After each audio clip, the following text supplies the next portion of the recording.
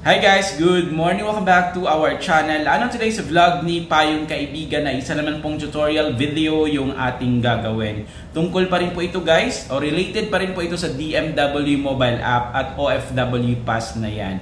But this time around, ito po ay para sa ating mga kababayang OFW na nahihirapan po na mag-upload ng kanilang picture dyan sa visa ng OFW Pass. Kagaya po ng valid ikama nung mga nasa Saudi Arabia. Like in my case, several times po, 'di ba? Maraming beses po ako nag-attempt na mag-upload ng picture or picturean po yung aking ikama, pero ayaw po tanggapin ng OFW Pass. Ganun din po yung mga nasa UAE, yung Emirates ID niyo guys, 'di ba? Yung residence ID natin, and then yung mga nasa Taiwan, yung ARC, yung Alien Residence Card. Kung tayo po ay nahihirapan for whatever reason na mag-upload, 'di ba, ng picture na yan ng ating ikama or ng ating residence ID, ito pong video yung ating workaround na pwede po natin gawin para po maging okay na yung ating visa at eventually mag-green na po yung ating OFW Pass. Pero syempre, ipapaliwanag ko lang po muna yung problema ng ikama dito sa Saudi Arabia, bakit ayaw po siyang i-capture ng ating OFW Pass, di ba?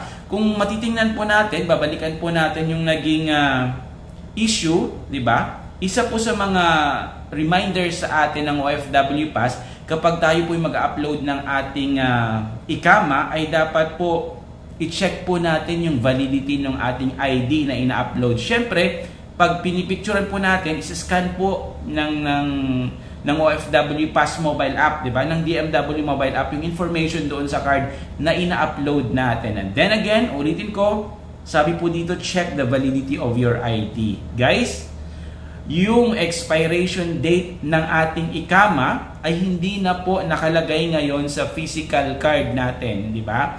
Yung makikita na lamang po nating na mga information dyan sa ikama po natin sa Saudi Arabia ay syempre yung ikama number natin, yung pangalan ng OFW, yung date of issuance at yung place of issuance, yung pangalan ng kanyang trabaho at pangalan po ng kanyang employer. So wala po doon yung expiration date ng ikama. So kahit po ulit-ulit po yan natin i-upload ay malamang i-reject po yan ng OFW Pass. So ito po yung ating workaround or alternative na pwede po nating gawin. At kung bago pa lamang po kayo sa aking YouTube channel, please don't forget to click that subscribe button at yung notification bell para lagi po kayong updated every time may bagong upload si Payong Kaibigan. At syempre, before we proceed po sa ating tutorial video, I would like to shout out po muna yung isa po nating pangmalakasan na subscriber, follower, 'di ba? Sa Facebook page and even po sa TikTok ay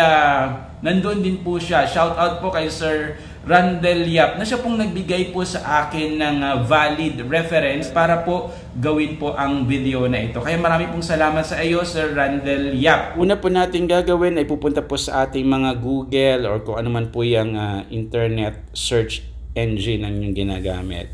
And then, ilagay po natin DMW Online Services. I-click po natin yung e-registration. Okay. And then, mag-log on po tayo dito. Click po natin yung Let's Go. And then, gamit po ng ating registered email, ilagay po natin dito yung ating email. Click po natin yung Next. Ayan. And then, ilagay po natin yung ating password. Okay. Yan. And then click login.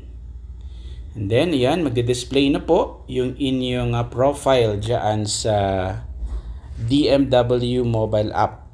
Yan. So, bandang kaliwa po makikita po natin yung dashboard, profile, ganyan-ganyan, my education. So, i-click po natin ay yung my profile. Ayan. And then, syempre, lalabas po yung profile nyo. And then, scroll down nyo po bandang baba. Yan, may makikita po kayo dyan, di ba? Sa identifications, ang i-click po natin ay add new identification. Okay? Click add new identification. And then, di ba, lalabas po dyan, passport. So, i-click po natin yung passport na yan para po mag-appear yung mga iba't ibang klaseng ID na dapat po natin ina-upload dito. So, scroll down po tayo sa bandang baba, makikita po natin yung working visa. So, i-click po natin yung working visa. At syempre, para po, depende po kung nasaan po kayong bansa, yung kasama po sa pilot test, yun po yung i-upload natin dito ha. Sa Saudi Arabia, yung i-upload natin dito na details ay yung valid ikama po natin, yung details ng ating valid ikama. So, yung identification number, ay ilagay mo dyan yung iyong ikama number. 246, ganyan. Okay. Nakalagay naman dyan, issue date at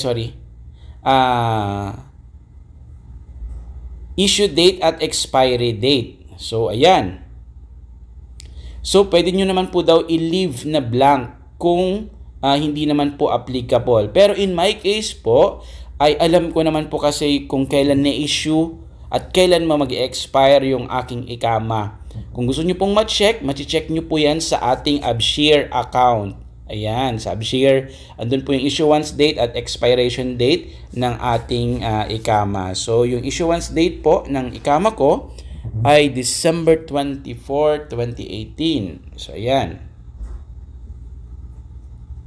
December 24. And set. And then yung aking expiration ng ikama ko ay January 28. So, ayan, January 28, 2024. Yan. So, ayan na siya. And then, set nyo po. And then, i-click nyo lamang po yung submit. Okay? Pag na-click nyo po yung submit, antay-antay lang po ng konti, titingnan nyo po sa bandang taas. Ayan.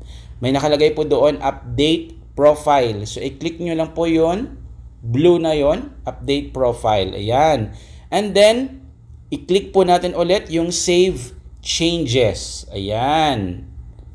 Ayan, nakalagay po update successful. Ngayon, kailangan po natin, so after po ma-save successfully yung ginawa po natin sa website ng ating POA or sa registration account natin, babalik po tayo doon sa ating DMW mobile app. And then, magre-register po tayo gamit ng ating registered email at ang ating password. At doon po makikita po natin na yung visa portion po doon ay dapat naka-check na po siya.